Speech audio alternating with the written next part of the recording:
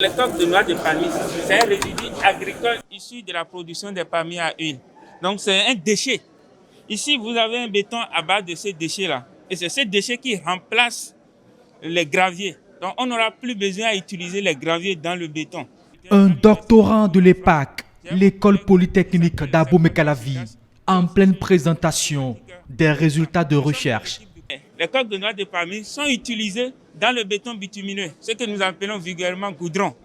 Donc, c'est un goudron qui est fait, un béton bitumineux qui est fait à base des coques de noix de palmier, ces déchets-là. Une immense mine d'or d'innovation. Nous avons fabriqué les entrevous.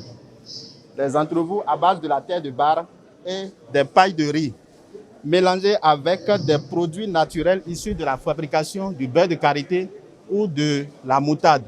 Des résultats de longues années de recherche qui sommeillent ici à l'EPAC.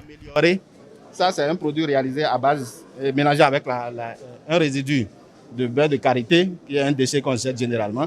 C'est vrai que nous sommes assis sur une grosse mine d'or. Nos populations savent déjà manipuler ça. Simplement, nous voulons donner donc quelques indications techniques et puis donc on va obtenir un matériau moderne pour construire moderne. Des matériaux locaux pour des habitats de qualité, l'isolation thermique, la durabilité, le coût, tout est pris en compte pour un logement décent. C'est déjà un plus pour nous qui n'avons pas de gros moyens pour construire nos maisons. Donc, il suffit simplement d'aller vers ces recherches, vers ces découvertes qui ont été faites par nos professionnels et les mettre en application. Au niveau du Bénin, la réglementation prévoit dans toutes les constructions que nous avons au niveau administratif de mettre au moins 25% de matériaux locaux dans ces constructions. Mais malheureusement, jusqu'à présent, on n'en est pas là.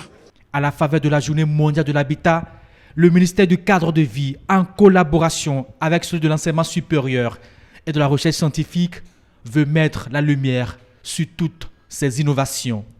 L'organisation d'une journée porte ouverte sur les résultats des travaux de recherche effectués dans le domaine des matériaux locaux de construction vient à point nommé car elle permettra à nos concitoyens de milieux de connaître les résultats des recherches de nos différents laboratoires et de prendre conscience des potentialités dont regorge notre pays pour son développement.